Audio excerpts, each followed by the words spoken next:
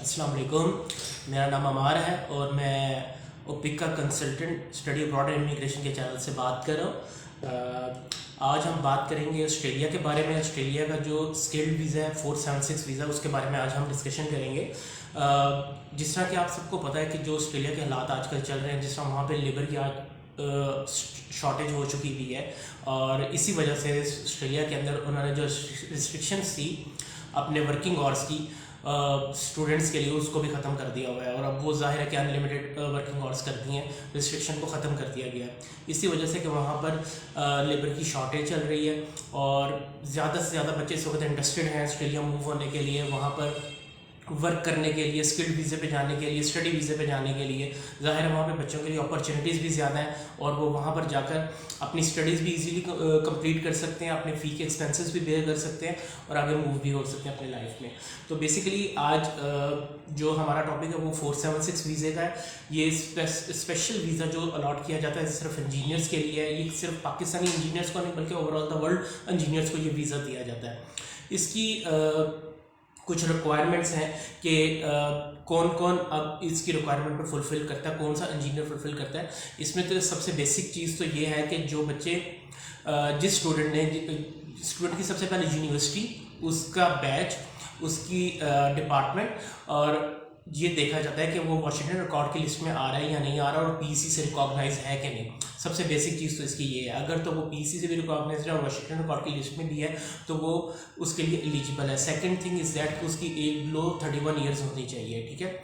And third thing is that कि उसका जो गैप है after completing graduation more than 2 years ना होना चाहिए। अगर वो 2 ईयर्स या इससे ज़्यादा है तो वो 476 वीज़े के लिए एलिजिबल नहीं है। And fourth requirement is that कि उसने कोई ना कोई लैंग्वेज कोर्स क्लियर किया हो, जिस तरह आइल्स है, पीटी है, टॉफिल है, कोई एक लैंग्वेज कोर्स क्लियर किया हो। इस पर मैं ये साथ साथ लैंग्वेज कोर्स का बताता चलूँ कि जो लैंग्वेज कोर्स की रिक्वायरमेंट्स हैं वो क्या है। कि लैंग्वेज कोर्स क्लियर करने से मतलब ये है कि उसने अगर आइल्स किया तो आइल्स में जो इसका रिक्वायर्ड क्राइटेरिया वो 6 overall no but less than 5 है। और अगर वो जाता है पीटी की तरफ तो पीटी का जो क्राइटेरिया इस वीज़े के 476 वीज़े के लिए वो 50 score overall, no score less than 36 है, तो वो इसके लिए एलिजिबल होगा, ठीक है। इसमें और चीज़ें जो मैं आपको बताता चलूँ कि ऑस्ट्रेलिया जाने का सबसे बड़ा बच्चे को फ़ायदा क्या है। एक तो वहाँ पे हाई सैलरीज हैं और जब से उन्होंने टाइम रिस्ट्रिक्शन ख़त्म कर दी है बच्चों के पास अपॉर्चुनिटीज़ भी ज़्यादा हो गई हैं। वो वहाँ पर ईजिली मूव कर सकते हैं और वहाँ पर जाकर अपनी अर्निंग्स कर सकते हैं। ना सिर्फ अर्निंग करके अपने एक्सपेंसेस को मीट कर सकते हैं, इवन कि वो अपनी सेविंग्स करके पाकिस्तान भी अपनी फैमिली को भी सपोर्ट कर सकते हैं। इसका जो सबसे बड़ा फ़ायदा ये है। और ये चीज़ें जाहिर है कि जब उन्होंने अपने बॉर्डर्स एक लंबे अरसे के लिए ऑस्ट्रेलिया में बंद रखे, जिसकी वजह से जो वहाँ पर लोग मौजूद थे उनको मूव करना पड़ गया अपने रिलेटेड कंट्रीज़ के अंदर, और जिसकी वजह से वहाँ एक लेबर गैप पैदा हो गया, वहाँ पर शॉर्टेज पैदा हो गई, जिसको कवर करने के लिए अब वो वीज़ा इश्यूज़ कर रहे हैं, चाहे वो 500 सब क्लास वीज़ा हो या 476 वीज़ा हो इसके लिए। और इसकी जो दूसरी रिक्वायरमेंट्स है कि हमें क्या क्या चीज़ें चाहिए होंगी, इसके एक्सपेंसेस क्या है। सबसे पहले हमने ये देखना कि अगर कोई बच्चा 476 वीज़े के लिए जाना चाहता है तो इसकी सबसे अच्छी बात ये इस वीज़े की कि ये बिल्कुल भी एक्सपेंसिव वीज़ा नहीं है। खासतौर पे हमारी जो फर्म है, मैं आपको पहले अपनी कंपनी के बारे में बताता चलूँ। हमारा जो लाहौर के अंदर ब्रांच ऑफिस है, जबकि हमारा जो हेड ऑफिस है वो Sydney Australia New South Wales के अंदर है। तो हम काफ़ी अर्से से 476 वीज़े के ऊपर काम कर रहे हैं और अल्लाह ताला का शुक्र है कि हमारा इसके ऊपर 100% इसकी वीज़ा रेशियो चल रही है। और सबसे बड़ी बात जो कि हम कॉन्फिडेंट के साथ कहते हैं कि हम इस वीज़े का काम मनी बैक गारंटी के साथ करते हैं, ठीक है। इसमें बच्चा 100% सिक्योर होता है। ना तो हम एडवांस में किसी किस्म की कोई कंसल्टेंसी फ़ी चार्ज करते हैं बच्चे से। बच्चे ने जस्ट अपने डॉक्यूमेंट्स कंप्लीट करने होते हैं।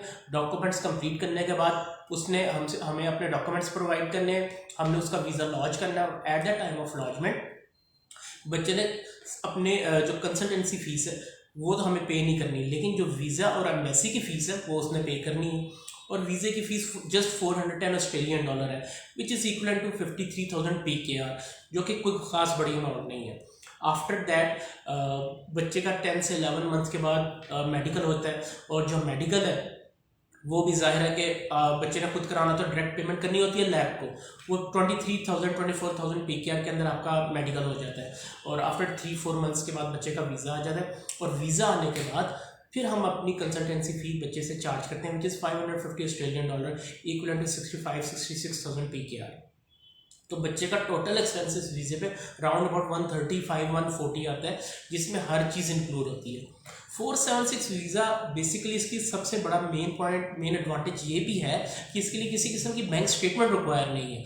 अगर आप इस वीज़े के लिए अप्लाई करते हैं, आपको कोई बैंक स्टेटमेंट नहीं देनी, आपको कोई बैंक स्टेटमेंट मेंटेन नहीं करनी, आपको कोई सोर्स ऑफ इनकम्स नहीं प्रोवाइड करने, आपको कोई जीटी डॉक्यूमेंट्स की रिक्वायरमेंट नहीं है इस वीज़े के लिए, जिसकी वजह से ये वीज़े के लिए तकरीबन तमाम इंजीनियर्स एलिजिबल हैं और कोई इसके लिए आपको कोई बड़ा बैंक बैलेंस नहीं चाहिए होगा। इसके अलावा इस वीज़े में ये है कि आपने डॉक्यूमेंट्स अपने कंप्लीट करने होते हैं। डॉक्यूमेंट्स की रिक्वायरमेंट भी कोई इतनी ज़्यादा नहीं है, बिल्कुल सिंपल से डॉक्यूमेंट्स है। मैट्रिक की डिग्री है, मैट्रिक का ट्रांसक्रिप्ट है, इंटर की डिग्री है, इंटर का ट्रांसक्रिप्ट है, सेम इसी तरह ग्रेजुएशन की डिग्री और ग्रेजुएशन का ट्रांसक्रिप्ट है जो आपने हमें प्रोवाइड करना है। आपके पास पासपोर्ट होना ज़रूरी है, आपका लैंग्वेज जो भी आपने किया, आइल्स किया, पीटी की या टॉफल की है, उसका सर्टिफिकेट होना ज़रूरी है। इसके अलावा रिक्वायर्ड डॉक्यूमेंट्स जो है PRC, FRC family registration certificate और पीसीसी पुलिस कैरेक्टर सर्टिफिकेट, ये हमें चाहिए होता है। एफआरसी बिल्कुल आप ऑनलाइन बनवा सकते हैं, ऑनलाइन डाउनलोड कर सकते हैं, फ्री ऑफ कॉस्ट है। पीसीसी आपको अपने एरिया के पुलिस स्टेशन से मिल जाता है, फ्री ऑफ कॉस्ट है, कोई एक्सपेंस इसमें नहीं आता। जस्ट आपने हमें अपने अटेस्टेड डॉक्यूमेंट्स प्रोवाइड करने होते हैं, अपना सीएनएसी प्रोवाइड करना होता है, आपने अपना पासपोर्ट देना होता है और सिंपल चंद डॉक्यूमेंट्स की बेस पे हम आपका वीज़ा डाल देते हैं। इसके अलावा अगर कुछ एडिशनल डॉक्यूमेंट्स हमें चाहिए भी होते हैं तो वो पीसी का कार्ड होता है, पीसी रजिस्ट्रेशन सर्टिफिकेट होता है, आपका इंग्लिश सीएनएसी होता है, कोई ड्राइविंग लाइसेंस होता है, यूटिलिटी बिल होता है। ये रिक्वायरमेंट बिल्कुल सिंपल सी रिक्वायरमेंट है जो कि एक बच्चा इजीली पूरा कर सकता है। इसके अंदर कोई टफ रिक्वायरमेंट्स नहीं है। बाकी इसका सबसे प्लस पॉइंट यह है कि आप स्लोली जैसे ही बॉर्डर्स ओपन हुए हैं, 476 वीज़े का जो टाइम स्पैन है जो कि at the end of November 18 to 20 months पे पहुंच चुका था, अब कम होकर 12 to 14 मंथ्स पे आ गया हुआ है और जो कि उम्मीद है आफ्टर 3-4 मंथ्स ये मजीद रिड्यूस होगा और राउंड अबाउट 10 मंथ्स पे आ जाएगा। जिसकी वजह से पहले जो स्टूडेंट्स को काफ़ी देर वेट करना पड़ता था अपने वीज़े के लिए, वो सोचते थे हम 476 वीज़ा अप्लाई करें या ना करें। नो डाउट इसकी कॉस्ट ज़्यादा नहीं थी लेकिन टाइम पीरियड ज़्यादा था। अब वो जो हर्डल है वो भी ख़त्म हो गई है, जिसकी वजह से अब बच्चों को किसी किस्म की कोई परेशानी नहीं है इस वीज़े को अप्लाई करने के लिए। 12 to 14 मंथ में आपका वीज़ा आ जाता है और आप बिल्कुल रेडी होते हो फ्लाई करने के लिए ऑस्ट्रेलिया में। ठीक है, ये इसका सबसे बड़ा एडवांटेज है।